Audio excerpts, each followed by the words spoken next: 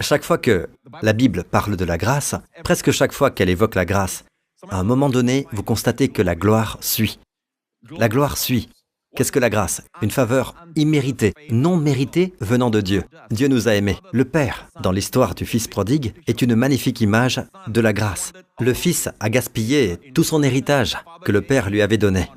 Dans la débauche, il a dépensé son argent et ses ressources. Quand son argent a manqué, ses amis sont partis. Et il était au plus bas. Au plus bas, n'est-ce pas? Pour un juif, nourrir les cochons, c'est vraiment le fond. Alors il pensa à la maison de son père. Combien d'ouvriers chez mon père ont du pain en abondance? Amen. Et tous les serviteurs sont très heureux. Les serviteurs sont bien, ils sont bien traités. Et dans la maison de mon père, il y a plus qu'assez. Je vais retourner vers mon père, parce qu'il avait faim. Même sa motivation pour entrer n'était pas qu'il aimait le père. Il avait la nostalgie du père. C'est parce qu'il avait vraiment faim. Même la nourriture des porcs lui paraissait bonne, tellement il avait faim. Et vous savez, tant que vous faites un pas en arrière vers Dieu, le reste importe peu. Amen. Nous revenons au Seigneur, quelle que soit notre intention, tant que vous revenez à lui et le laissez vous aimer. Amen. Et cela c'est la grâce. Le Père l'aperçut de loin, ce qui signifie qu'il scrutait l'horizon depuis très très longtemps pour pouvoir le voir de loin. Le Père courut vers lui, le Père l'embrassa, le Père le serra dans ses bras. Il avait préparé un discours qu'il comptait dire à son Père.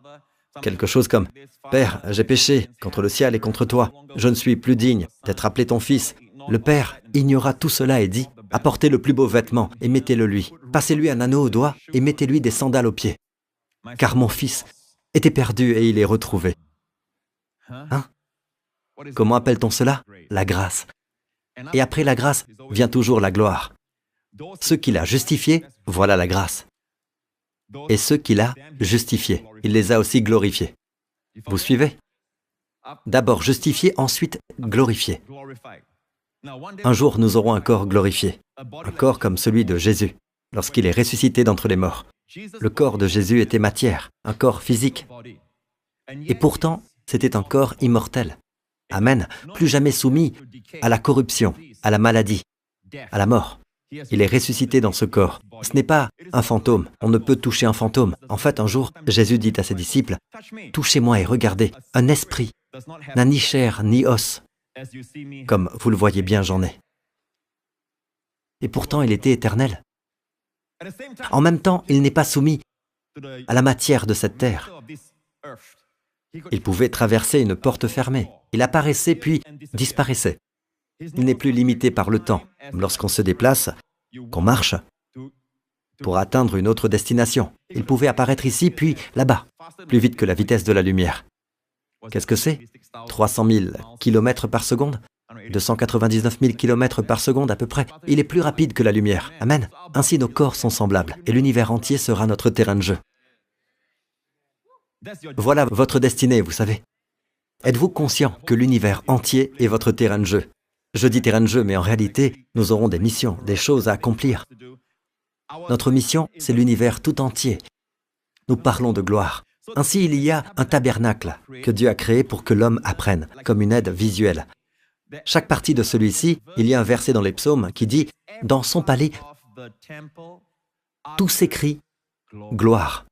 Nous avons une image du temple de Salomon. Et il construisit ce temple et il dit que le temple de Dieu devait être magnifique.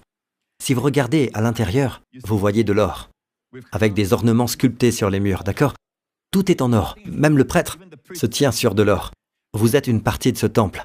Vous pensez que Dieu a construit ce temple simplement pour que nous disions « Oh, quel dommage, le temple a été brûlé, il y a de nombreuses années. » Mais non, c'est une aide visuelle pour nous montrer l'âge d'or d'Israël qui s'est produit à cette époque. Et vous êtes les pierres vivantes de ce temple. Bien des fois, quand la Bible parle de vous comme des pierres vivantes, laissez-moi vous montrer le verset des pierres vivantes pour que vous compreniez ce qui se passe, votre destinée. Vous devez savoir où vous vous insérez, parce qu'en vérité, votre carrière, ce que vous poursuivez dans la vie, votre mariage, vos enfants, font tous partie d'un tableau plus vaste. Amen. Vous ne pouvez pas simplement vous lever, aller travailler, juste pour toucher votre salaire, puis essayer de trouver un créneau pour partir en vacances avec la famille, 1 ou 2 fois par an, ce genre de choses, et croire que c'est ça la vie. Non, la vie est bien plus que cela. Vous êtes appelé à une destinée divine. Il y a un appel, un but que vous seul pouvez accomplir. Vous avez un ensemble d'empreintes digitales que Dieu a créées et que personne d'autre ne possède. Amen. Sans vous, Dieu ne le fera pas. Sans Dieu, nous ne pouvons pas. Mais sans vous, il ne le fera pas. Il accomplit des choses à travers vous et pour vous. Amen. Vous devez connaître votre destinée. Alors, vous êtes des pierres vivantes. 1 Pierre 2 dit « Et vous-même en tant que pierre vivante ». Vous savez, il y a un groupe qui s'appelle les Rolling Stones. Car pierre qui roule n'amasse pas mousse. Amen. Nous sommes des pierres vivantes. Amen. Des pierres vivantes. Et laissons-nous édifier pour former une maison spirituelle, un groupe de prêtres saints afin d'offrir des sacrifices spirituels que Dieu peut accepter par Jésus-Christ. Alors voilà ce qui s'est passé. Pour construire son temple, qu'a fait Salomon? Le temple que vous avez vu tout à l'heure, le temple qu'il bâtit, il l'a construit avec des pierres taillées, des pierres qui coûtaient cher. Regardez 1 Roi 5 maintenant. Le roi ordonna d'extraire de grandes et magnifiques pierres de taille. De grandes pierres, des pierres magnifiques, de grande valeur, de grandes et magnifiques pierres de taille pour les fondations du temple. Ce sont donc de grandes pierres, ce sont des pierres de valeur. Savez-vous pourquoi elles sont de grande valeur? Parce que toutes ces choses, comprenez qu'il n'y a aucun détail insignifiant dans la Bible. Non seulement toutes ces pierres vous représentent, vous et moi, frères et sœurs, écoutez, vous découvrez votre destinée maintenant. À partir du livre de la sagesse de Dieu, Amen, du manuel du Créateur, nous sommes tous façonnés, appelés. Que fait Dieu dans le monde, pasteur? Il met à part un peuple pour la gloire de son nom. C'est comme s'il tendait la main dans les ténèbres. Des carrières de calcaire à Jérusalem. J'y suis allé. Et il nous a tous fait sortir. Il nous a taillés dans ce calcaire, au cœur des ténèbres, une obscurité profonde. Dans notre fosse de péché, nous étions tous des pécheurs morts. Et il est descendu dans nos ténèbres. Il nous en a tirés pour faire de nous des pierres vivantes de son temple. Puis-je entendre un bon amen? Tout ce que nous faisons, notre rôle de parents, notre mariage, notre carrière, tout, notre ministère et le reste, vise à bâtir la maison spirituelle de Dieu. Amen. Et cela subsistera à travers tout l'univers. Voilà la vision de l'univers. C'est une image du temple. Nous pensons au temple de manière religieuse. Ne le considérez pas ainsi. Cela concerne l'univers, dans la vie à venir, qui est éternelle. Vous serez dans votre corps physique, dans la vie à venir. D'accord? N'oubliez pas, c'est plus réel que cette vie-ci. Oui, cette vie est temporaire, c'est dire combien elle est éphémère. Je veux dire, ce n'est pas éternel, d'accord? Mais cette vie à venir est éternelle, et elle est en lien avec ceci. Les ouvriers de Salomon, ceux de Hiram et les artisans de Gébal les taillèrent. Ils préparèrent ainsi le bois et les pierres nécessaires pour construire le temple. Regardez cela, on parle de pierre de valeur, car elle a coûté à Dieu son Fils. Pour descendre dans cette obscurité totale, laissez-moi vous montrer les pierres qu'ils ont utilisées, d'accord? Au fait, je dois d'abord vous montrer un autre verset. Juste après le verset 5 de 1 Roi, le chapitre suivant dit ceci au verset 7. Le verset suivant, verset 7. Lorsqu'on construisit le temple, on se servit de pierres toutes taillées. On n'entendit ni marteau, ni hache, ni aucun instrument en fer dans le temple pendant qu'on le construisait. Voyez-vous cela? Tout était préparé à la carrière, avant d'être apporté à l'endroit où le temple devait être édifié. Ainsi, non, vous n'entendez pas le bruit du marteau. Bang, bang, bang, vous n'entendez pas le ciseau résonner. Aujourd'hui, vous entendez les travaux de battage. Si vous habitez juste à côté, ou si votre maison n'est pas très loin, où que vous viviez, vous pouvez l'entendre à près d'1 kilomètre à la ronde. Vous l'entendez, n'est-ce pas? Eh bien, là, aucun bruit de marteau. Dieu bâtit son temple en silence. Dieu bâtit son temple dans le repos. Le nom Salomon vient de Shalom. Il signifie paix. Il signifie repos. Certains des plus grands ouvrages de Dieu se font dans le repos. Certains parmi vous ne croient pas au repos. Mais pour Dieu, le repos est un progrès.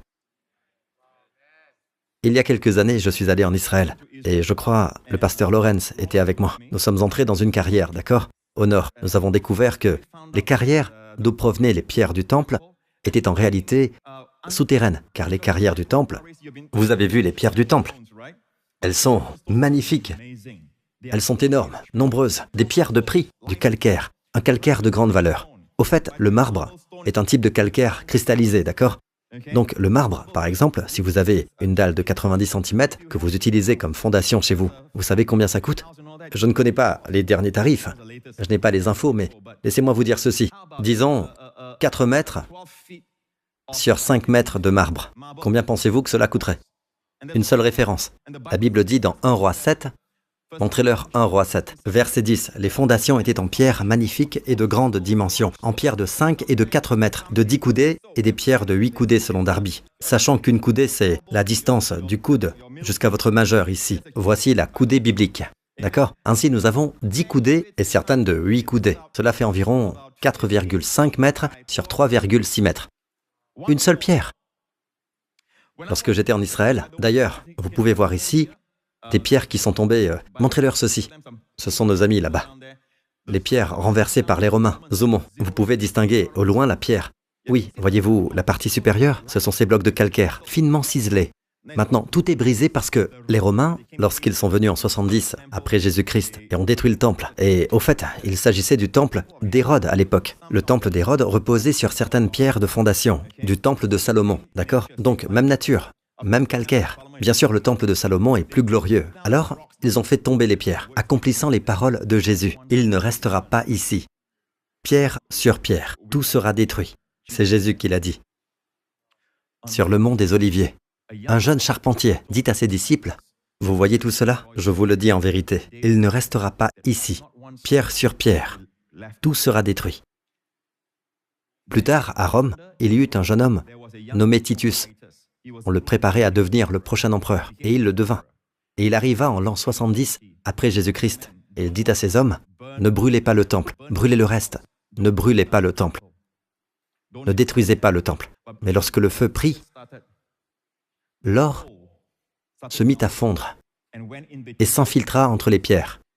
Les soldats commencèrent à renverser les blocs pour récupérer l'or. Ainsi, les paroles du futur empereur ne furent pas respectées. Nous l'apprenons de Joseph, l'historien. Et alors, la parole du jeune charpentier s'est accomplie. Entre les deux, qui choisiriez-vous de croire? Voici donc les pierres renversées. Il en reste encore un vestige. Elles proviennent des abords du temple. Vous pouvez toujours les voir aujourd'hui. Tout notre groupe descend là-bas. C'est près des marches du sud, n'est-ce pas? Or, si vous descendez dans la zone du temple, bien sûr, le temple n'existe plus, n'est-ce pas? En dessous, il y a un tunnel. Vous pouvez y voir la pierre de fondation. Savez-vous combien cette pierre de fondation est immense? Jusqu'à présent, les gens restent perplexes quant à la façon d'assembler ces blocs. Tant et si bien qu'une simple feuille de papier ne peut s'y glisser.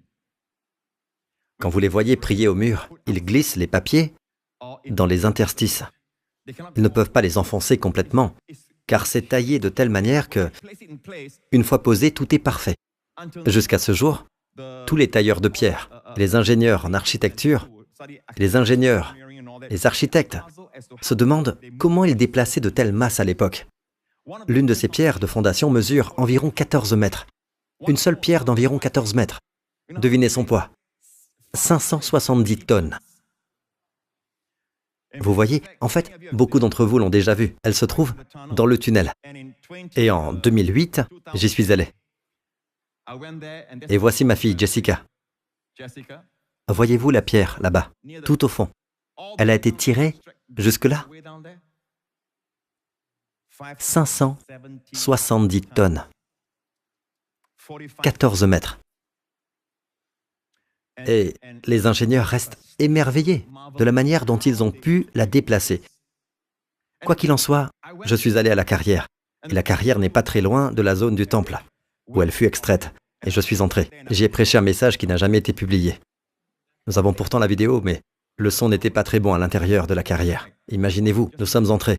Il y a des lampes maintenant, mais autrefois, c'était l'obscurité totale. Ils travaillaient à la torche, n'est-ce pas?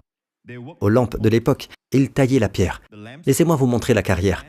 Mais avant de vous la montrer, comprenez que cette vidéo, nous l'avons filmée nous-mêmes.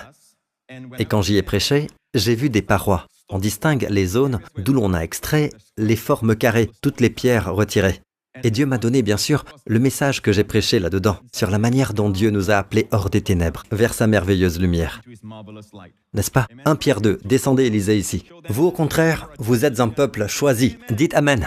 Des prêtres royaux. Vous n'êtes pas seulement des prêtres, vous êtes des prêtres royaux, n'est-ce pas? Quand vous naissez de nouveau, vous naissez avec un sang royal, n'est-ce pas? Amen. Vous êtes royaux. Le peuple royal n'est pas compliqué. Il n'est pas difficile. Vous savez, il ne se met pas en colère pour des broutilles. Il est généreux. Il a un grand cœur. C'est ce qu'on attend de la royauté. Quand la royauté n'agit pas de façon royale, nous perdons le respect. Eh bien, enfants de Dieu, la sainteté, au fond, c'est simplement marcher et que les gens sentent qu'une royauté est au milieu d'eux, n'est-ce pas? Quand vous pardonnez, c'est royal, n'est-ce pas? Soudain, les gens vous perçoivent comme une princesse, un prince, ils le ressentent. Ce n'est pas ce côté « je suis plus saint que vous », cette attitude hypocrite un peu. Vous savez, je suis plus saint, ne m'approchez pas. Non, non, ça c'est de la religion. Il n'y a rien de princier, rien de royal là-dedans. Vous êtes de la royauté. Et la sainteté, si vous voulez voir à quoi elle ressemble, elle a l'allure royale. Bien sûr, de nos jours, malheureusement, nous cherchons autour du monde des exemples de royauté, mais vous savez quoi? Regardez Jésus dans la Bible, même vêtu d'un simple habit de charpentier, au bord du lac de Galilée, ou sur les collines de cette région. On voit un roi. C'est pourquoi je n'autorise plus qu'on montre son visage dans la vidéo de la purification du lépreux, parce que personne ne peut représenter cela. Il est la majesté, la royauté même. La Bible dit que son aspect est aussi superbe que les cèdres du Liban. Avez-vous déjà vu un cèdre? Voilà combien il est noble, royal, et pourtant il a utilisé sa royauté pour dire « Sois purifié, que les yeux s'ouvrent ». N'est-ce pas? Que les morts se relèvent. Amen. Il a utilisé sa royauté pour bénir, pour libérer. Et le peuple de Dieu dit « Amen ». Ainsi nous sommes tous, remarquez, des prêtres royaux, une nation sainte, un peuple racheté afin de proclamer les louanges de celui qui vous a appelé des ténèbres à sa merveilleuse lumière. Hors des ténèbres vers sa merveilleuse lumière. Nous sommes donc tous tirés de cette carrière. C'est sombre, il fallait y entrer avec une lampe. Imaginez ces ouvriers à l'époque. Ils devaient extraire au-dedans, vous voyez, dégager la pierre. Et la façon dont il l'a coupée est un autre exploit technique, n'est-ce pas? Il l'a découpée dans une forme. Et j'ai vu ces formes rester sur place. Avant de vous les montrer, je dois vous expliquer ce que vous allez voir, n'est-ce pas? J'ai aussi trouvé des blocs, certains à moitié extraits, mais restés avec leur carré encore apparent, et laissés là. Pour une raison inconnue, ils ont abandonné cette pierre. Cela représente des personnes qui professent sans posséder la vie éternelle. Des gens qui se disent chrétiens, mais ne sont jamais nés de nouveau. Des gens comme Judas, qui suivait le Seigneur Jésus, mais n'est jamais né de nouveau. N'est-ce pas? Aucun des disciples n'était sauvé parce que Jésus n'avait pas encore souffert, ni ressuscité. Ils furent sauvés le jour où Jésus se releva, les rencontra et souffla sur eux. Ils furent sauvés alors, mais Judas n'était pas présent. Ils étaient donc disciples, des suiveurs, mais pas sauvés. Lui était un professeur.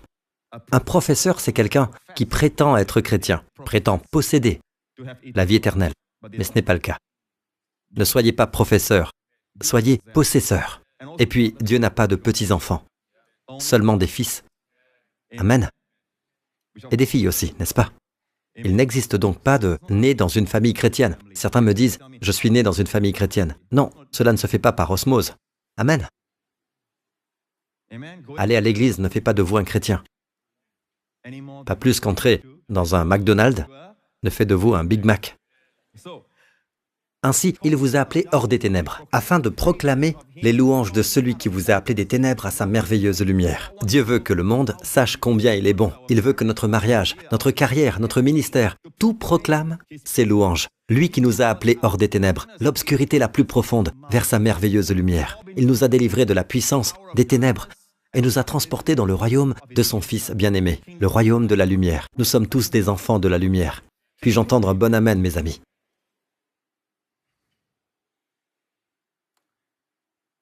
Alors, maintenant, détendez-vous. Je vais vous montrer la vidéo très rapidement. Et c'est nous qui l'avons filmée. J'étais à l'intérieur.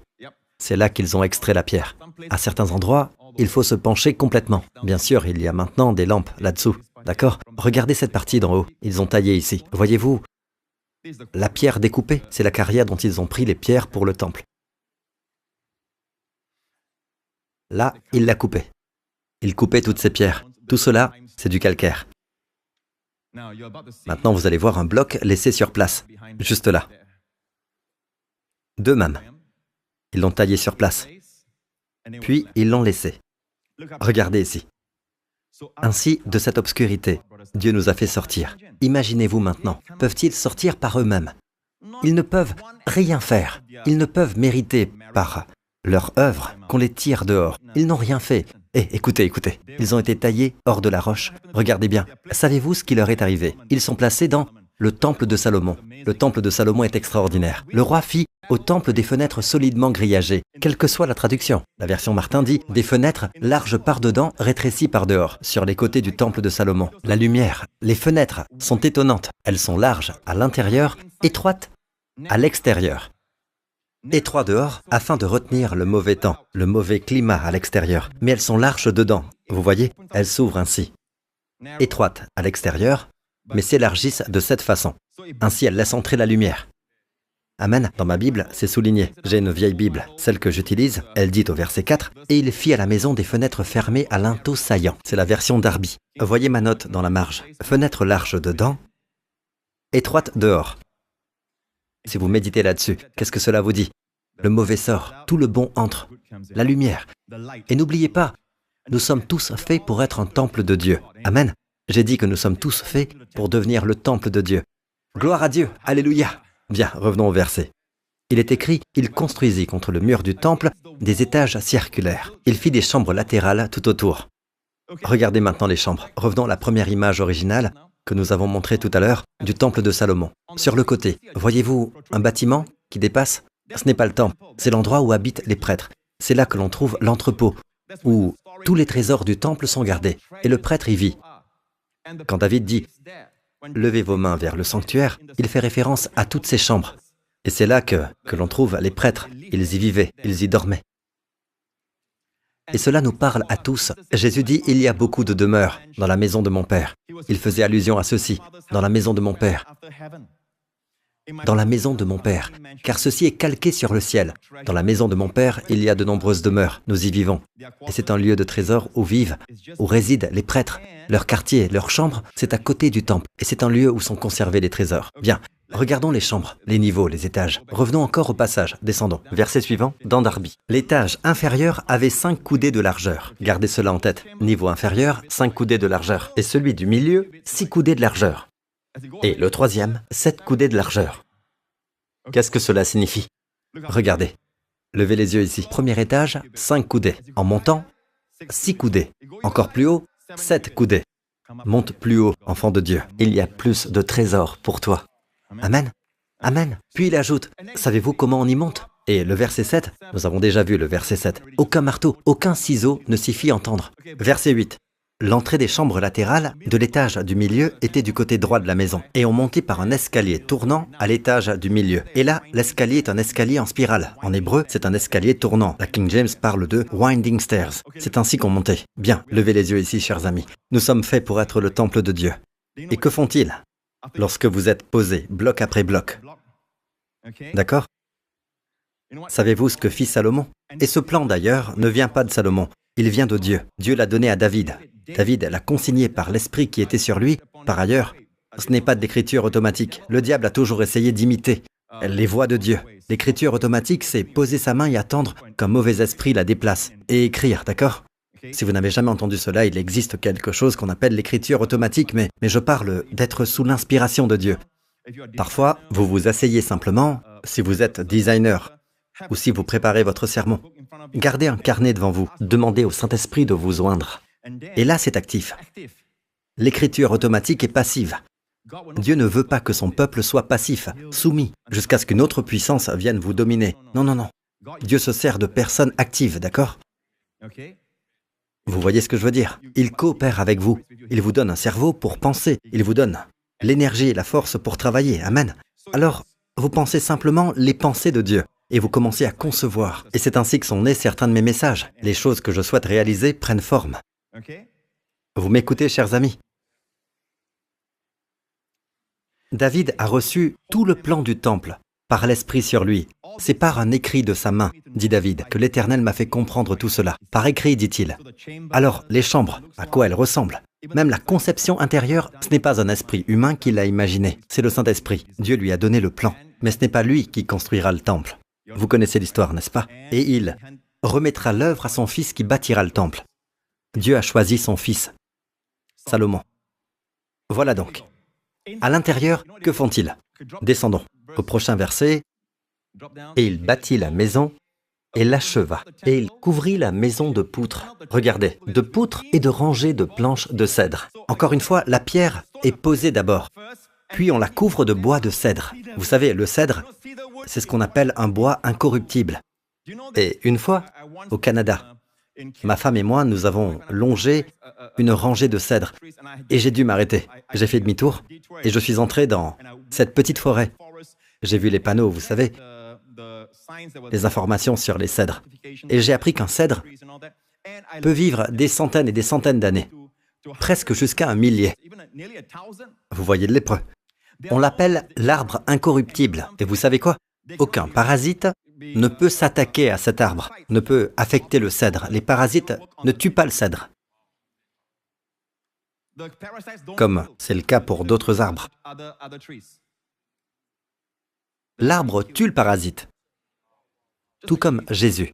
Il toucha le lépreux. Il n'attrapa pas ce que le lépreux avait. Le lépreux reçut ce qu'il avait. Il détruisit la lèpre et sauva le lépreux. Il guérit le lépreux, n'est-ce pas? Gloire à Dieu, vous écoutez? Voilà notre Seigneur Jésus. Il est ainsi. Mais ensuite, Dieu vous fait sortir des ténèbres épaisses. D'abord, il vous guérit et vous en fait sortir. Il vous place dans son temple, désormais une pierre vivante, pour proclamer ses louanges. Amen. Et quand les gens vous regardent, ils disent « Waouh, quelle église glorieuse, quel temple glorieux. » Amen. Voyez-vous, l'église n'est pas un bâtiment. Elle est composée du corps aux multiples membres de Christ. Et non seulement cela, il le recouvre de cèdre. D'accord? Descendez. Et le cèdre qui revêtait le temple, au-dedans, était orné de sculptures, de colocyntes et de fleurs entr'ouvertes.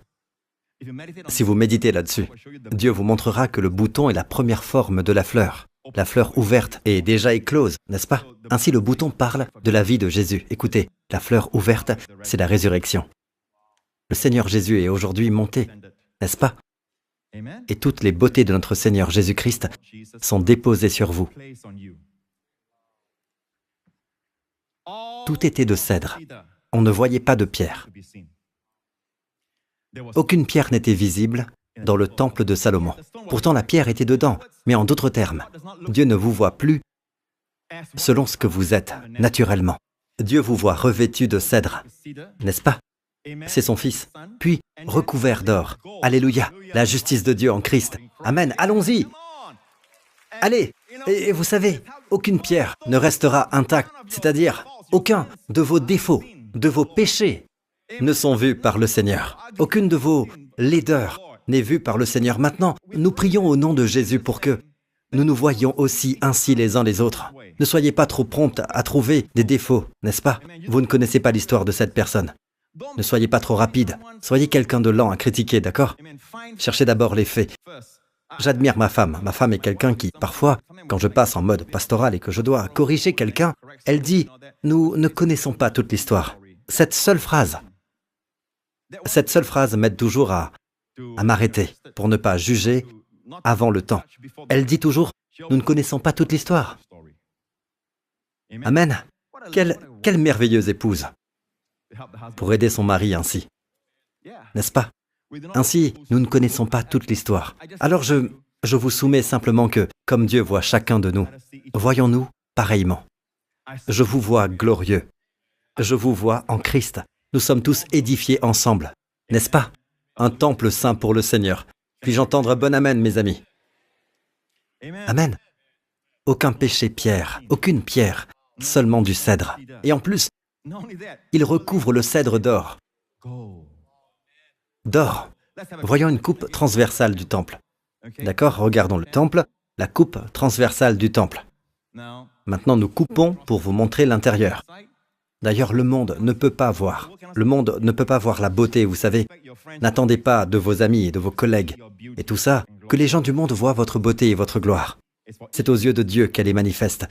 C'est pour que nous nous voyions les uns les autres. Avez-vous remarqué, tout est intérieur. Dehors, il voit la pierre. La gloire est intérieure quand vous entrez. Alors, allons-y, rapprochons-nous. Vous voyez la forme du cèdre et vous voyez les boutons et les fleurs ouvertes dessinées. D'ailleurs, dans le lieu très saint, le chérubin est plus grand. Mais c'est un tout autre message, d'accord? Donc, voici la coupe. Tout est or. Plafond d'or, sol d'or, panneau d'or. Les murs. Je veux dire, Il n'y a plus d'humanité au sens de la chair. Aucune pierre non plus n'est visible. Dieu nous voit glorieux. Oh, alléluia, c'est la réalité. Ça, c'est la réalité. Voyez-vous, beaucoup d'entre vous essaient de raisonner de la terre vers le ciel. Dieu veut que vous soyez au ciel, car c'est là que vous êtes. Il nous a ressuscités et fait asseoir avec lui dans les lieux célestes en Jésus-Christ. Raisonnez donc du ciel vers la terre. Appliquez tout dans la vie du ciel vers la terre, et non de la terre vers le ciel. Beaucoup raisonnent ainsi. Amen. Vous êtes placés très haut, peuple de Dieu. Vous me suivez? Alors, qu'a fait la pierre? Non, la pierre n'a rien fait. Pas un seul mérite. Pourquoi donc nous vanter? Regardez, la pierre a été taillée dans les ténèbres. La pierre a été extraite. La pierre a été intégrée au temple. La pierre a été recouverte de cèdre. Puis, elle a été recouverte d'or. Qu'a fait la pierre? Rien. Regardez l'histoire du fils prodigue. Le fils est rentré à la maison. Qu'a-t-il trouvé? Un amour débordant, extravagant, des baisers immérités, une étreinte alors qu'il sentait encore le porc, l'étreinte du Père. Et la robe, l'anneau, les sandales. A-t-il dû acheter la robe? Non. Apportez vite le plus beau vêtement et mettez-le lui. Passez-lui un anneau au doigt et mettez-lui des sandales aux pieds. La robe était prête. L'anneau était prêt. Les sandales étaient prêtes. Alléluia. Oh, la grâce et la bonté de notre Dieu. Alléluia. Arrêtons-nous un instant pour le louer. Amen. Amen. Alléluia. Voilà ce que nous sommes, la robe de justice. Ce que l'or recouvrait, le cèdre et la pierre. La robe nous recouvre tous, pas encore visible. Mais vous pouvez voir avec les yeux de Dieu que vous êtes revêtus de justice. La justice de Dieu. Et c'est d'un blanc éclatant, splendide. Aucun film, aucun futur Marvel n'y arrivera jamais. Rien de comparable. C'est pourquoi je dis que l'univers est notre terrain de jeu. Splendide. Au fait, il n'a même pas eu à l'enfiler. Il n'a pas dit « va enfiler une de tes robes ». Le Père dit « mettez-le lui ». Il n'a même pas eu à l'enfiler.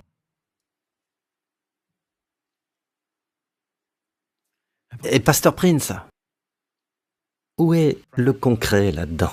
Mon ami, dans l'enseignement du Nouveau Testament, voir, c'est faire. C'est pourquoi l'on voit toujours d'abord, dans Éphésiens 1 et 2, avant de pouvoir marcher de manière digne du Seigneur, avant de pouvoir tenir contre les puissances des ténèbres. Au chapitre 6, vous devez connaître les chapitres 1 et 2. Comment Dieu nous voit, ce que nous sommes devenus. Éphésiens 2, parlons d'Éphésiens 2. Nous étions morts dans nos fautes et nos péchés. Dieu nous a ressuscités. Voilà pourquoi je dis que Dieu n'a pas fait... Jésus n'est pas venu rendre les méchants bons. Il est venu rendre les morts vivants. Nous étions morts dans nos fautes et nos péchés. Et il est venu, nous a vivifiés d'entre les morts.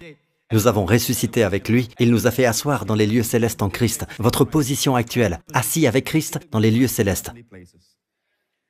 Regardez ce verset, regardez. Pourquoi Dieu nous a-t-il placés ensemble dans les lieux célestes en Christ? Pourquoi? Afin que, dans les siècles à venir, il montre, cela arrive bientôt. Il y aura un spectacle dans tout l'univers. Vous n'en voyez pour l'instant que la bande-annonce à la New Creation Church. Vous ne voyez que les extraits. Le spectacle arrive. En fait, Dieu montrera et continuera de montrer à l'avenir, durant les siècles à venir. Les âges en grec, aions, les siècles à venir, les siècles et des siècles. Dieu va montrer. Montrer quoi? L'infinie richesse de sa grâce par la bonté qu'il a manifestée envers nous en Jésus-Christ. Alléluia. Dieu va montrer à tout l'univers, même au diable, Lucifer, qui est Satan en enfer. Ils verront ce spectacle. C'est cela qu'ils tentent d'empêcher. Mais Dieu fera éclater les richesses surabondantes de sa grâce. Il faudra des siècles pour tout dévoiler, mes amis. Nous ne faisons qu'effleurer la surface.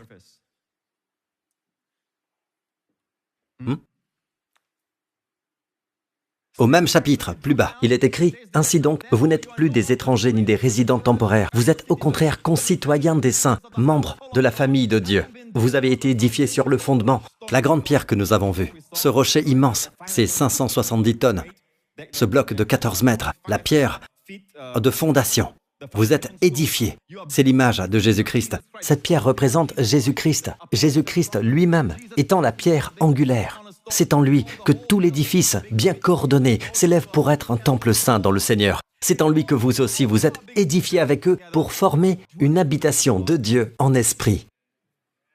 Et Dieu remplit sa maison de la gloire, Shekinah. Amen. Vous pensez que la grâce s'arrête là? Non. Au fait, la grâce n'est pas qu'une dispensation. Dans les siècles à venir, il montrera quoi? Les richesses surabondantes de sa grâce. Donc, avec tout le respect dû aux enseignants dispensationalistes, la grâce ne s'arrête pas à l'enlèvement. Oui, le royaume, il y aura le règne millénaire, mais ce sera toujours la grâce. La grâce se poursuivra. Dieu continuera de la manifester dans les siècles à venir. Voilà pourquoi je suis comme accro à la grâce. Vous savez, je suis un passionné, un addict, parce que Dieu, c'est éternel.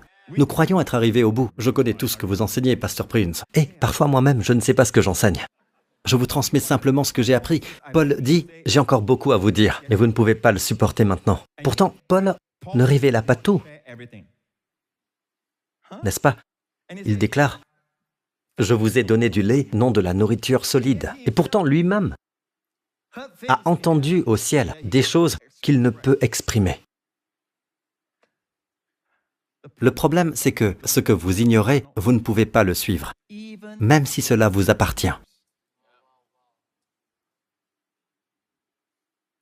Ce que vous ignorez, vous ne pouvez pas le vivre, même si c'est à vous. Pendant de très nombreuses années, les Vikings ont vécu à côté d'une chute d'eau torrentielle, sans savoir qu'au même endroit naîtrait un générateur hydroélectrique tirant parti de la cascade. Ils vivaient à la torche pour éclairer leur nuit. Ils se levaient au lever du soleil et se couchaient quand il se couchait. Ainsi vivaient-ils à l'époque, n'est-ce pas? Et pourtant, l'électricité était potentiellement là. Même condition, même lieu, même chute d'eau. Mais aucune connaissance, aucune sagesse. Salomon demanda la sagesse à Dieu. La Bible dit, comportez-vous comme des sages, rachetez le temps. Si vous avez 40 ans, combien d'années vous reste-t-il si Jésus tarde? Si vous avez 50 ans, combien d'années vous reste-t-il si Jésus tarde? 60 ans, combien d'années? 70, 80, rachetez le temps. La Bible dit que vous pouvez racheter le temps. Savez-vous comment racheter le temps? Tout le monde a 24 heures. Non, ce n'est pas le cas. La Bible dit que vous pouvez racheter le temps. Le racheter vraiment. Soyez sages. Comment faire? Comportez-vous comme des sages, rachetez le temps, car les jours sont mauvais. Amen. Ne poursuivez pas ce qui ne satisfait pas, ce qui ne nourrit pas. Une boisson qui n'étanche pas votre vraie soif. Faites de cette année celle où vous amènerez votre famille à l'église et serez le prêtre royal de votre foyer. Amen, le leader que Dieu veut que vous soyez, afin que Jésus soit glorifié dans votre vie, que les gens regardent votre vie et disent « Waouh, quelle parure, quelle beauté, quel éclat !» Non pas dans un esprit religieux, orgueilleux, supérieur, mais la gloire de Dieu, vue comme on la voyait en Jésus, ce charpentier humble qui marchait sur la colline, et pourtant on sentait qu'un roi se trouvait au milieu d'eux. Amen. La même gloire sur vous et votre famille. au nom de Jésus. Et le peuple dit « Amen ». Inclinez la tête et fermez les yeux, vous tous ici présents. Vous êtes comme ce roc, cette grande pierre, mais coûteuse aussi. Elle a coûté le Fils de Dieu pour vous tirer hors des ténèbres. Et vous dites, Pasteur Prince, je veux être tiré hors des ténèbres, être sauvé. Je ne veux plus seulement professer être chrétien, professer sans en vivre la réalité. Je veux posséder le salut, posséder la vie éternelle, posséder ce beau Jésus. S'il s'agit de vous, faites cette prière avec moi, où que vous soyez. Dans votre cœur, dites-lui, Père Céleste, merci de m'aimer. Tu m'aimais avant même que je ne te connaisse. Et tu as envoyé ton Fils mourir sur la croix pour tous mes péchés. Quel amour! Merci de m'avoir aimé. Merci Père d'avoir ressuscité Jésus d'entre les morts, déclarant que tous mes péchés sont ôtés. Jésus-Christ est mon Seigneur et Sauveur. Fais de ma vie une vie qui proclame tes louanges, publie tes merveilles, afin que, dans les siècles à venir, j'apprenne encore les richesses de ta grâce. Au nom de Jésus. Amen. Je déclare sur toi, tu n'es plus seulement une pierre, tu es revêtu de cèdre incorruptible. Tu es recouvert d'or, d'or, image de la justice divine. Dieu te voit comme étant juste. Levez vos mains, vous tous ici présents. Je prie pour cette semaine. Au nom de Jésus, Père, garde ton peuple dans ta force, sozo, et ta santé. Délivre chacun d'eux, ainsi que leur famille, de tout mal, danger, terreur, maladie, accident et du jour mauvais.